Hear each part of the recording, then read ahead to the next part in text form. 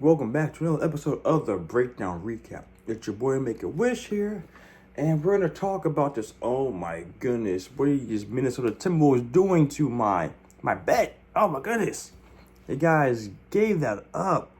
I'm not trying to say gave it up because that's actually much more incorrect phrase or term to use here. But another nail biter. I went to sleep with the boys being up. So I rephrase that. I'm not a Minnesota Timberwolves team. I'm a whoever is going to amount me the most victory for my bets kind of team player. Okay, so for basketball at least. And these guys here, they had the lead, went with the bed. And that shit didn't hold. So yeah, the Timberwolves. So like I said before, these guys, I would assume that they were going to start doing a little more pressure. Again, Anthony Edwards was unable to really do a whole bunch of driving in the paint. Like they did a little better than the last time. Than game one in the series.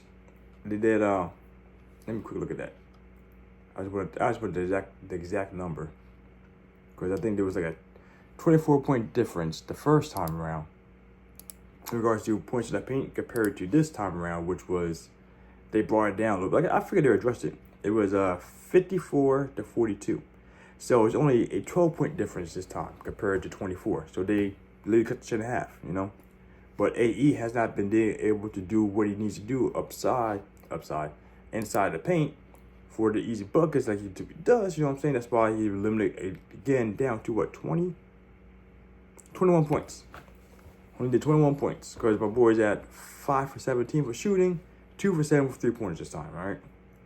So the free throws 1 point. I mean, okay, so it seems to me, unfortunately, again, didn't watch the match. I watched parts of it, clip-wise. 9 for 10 for free throws. So that means he was doing a lot of driving and drawing fouls, which is great. But he needs to do a lot more of that if he actually wants to sustain getting higher points in the paint. 5 for 17 for shooting, though. That's still really bad, or really off of him. 7 for 14, Mike Conley. That's it for the most part. The biggest issue with the Mavericks compared to Timberwolves is the Timberwolves have a lackluster offense at times. They're number one in the league of defense, but they're okay. I wonder what the actual number is, since I'm saying this right now. It's just a negative light. What actually is the offensive rating? Oh, they're 17th in the league. So they have the problem of similar problem as the Cavaliers.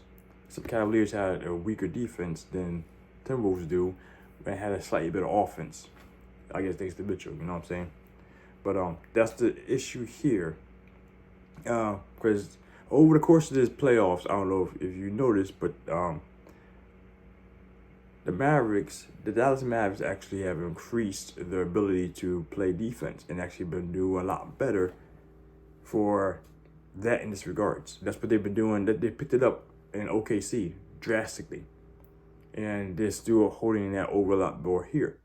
The points in the paint, like I said, that's been the biggest differentiator in regards to who's doing what, because it didn't come down to 3-pointers, because they both shot the same amount of threes. Oh, sorry, they both made the same amount of threes. How much they shoot though? 21, 12, 31, and 30. Oh, no. Oh, goodness. Ew. They both shot and made the same exact amount of threes. 12 for 31. They both had at 38.7%. So 3-pointers weren't actually the differentiator this time, aside from the ones that they're missing. Like I said, that was the biggest differentiator. Was not so much the 3-pointers, it's the points in the paint. That's been the biggest thing. They did better this time on the rebound side, but if they're going to shoot these threes, they need to get to someone that gets the rebounds and put the putbacks back in on offense. That's what the big thing is. Mavericks got to keep doing what they're doing. Like they had a recipe for success, and it's been working amazingly well. As of right now, this series is going the way of the Nuggets and Minnesota series, except it's reversed. Minnesota came in and brought the D not the defense, but the D, to the Nuggets the first time at home, and then the Nuggets came back around, brought the D back to them at their house. And there, Mavericks came in and brought the D in Timberwolves' house. But the difference here is that not so much. Like they're scraping by. Like it's a very, very close game. A very close game. So from here on out, I'm gonna think might be leveraging or leaning more towards the spreads in regards to these games. Because I ain't looked at the odds for next game yet. But I'm have to take a while. I guess it might be like a negative 2.5. The spread would be. Let's just see, because I'm a little curious about that. Nah, 3.5. Nah, say it was close. Because like I said, everyone expected Minnesota to do a lot better than what they have been. And the Mavericks have just been holding their own. And that's been one of the biggest things. Mavs gotta keep doing what they're doing, differentiating the ball, which I tried to tell my boy the other day. Just because Kyrie had an amazing game the first game, that's not the normal. His normal is still going to be about 24 or less points per game. They gave him the option. And this time, the defense picked up a little bit, and the points spread out to P.J. Washington, because he was taking more shots. He wasn't making anything. So I should rephrase that. He was making things, but not three-pointers. He got 10 there. Gafford had 16. So everyone's doing more in the paint work. The big boys down low.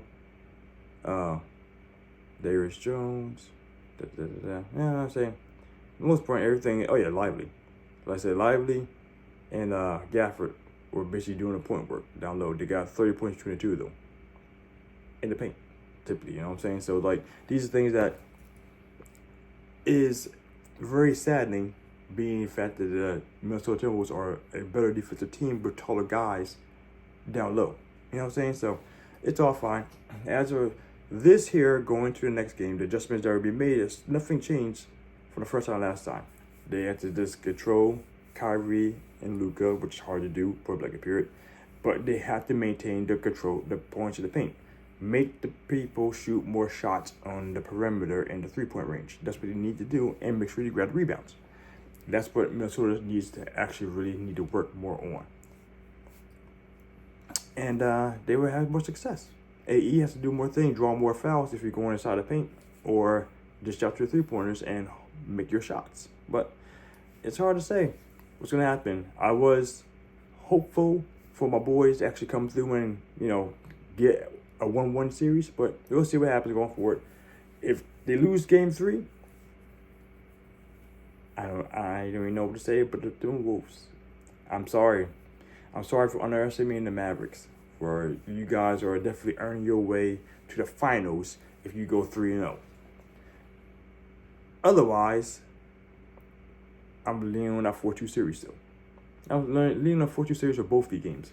The Pacers with the Celtics and this series here. But we'll get to that when I do my next thing right now. So, not much to really say about this, but I drug it out anyway by accident. So, on to the next. Hope you guys made some good parlays and stuff like that. Oh, yeah. We went 1-on-1. You get the over, but you didn't get the Minnesota Timberwolves. So, sorry about that, guys. Good thing is, like I said for you guys, though, pick that money line because I didn't want to do confident in regards to the spread being hit with Timberwolves. So, next time, I hope you get that. That being said, happy gambling grinders. Make a wish. Out.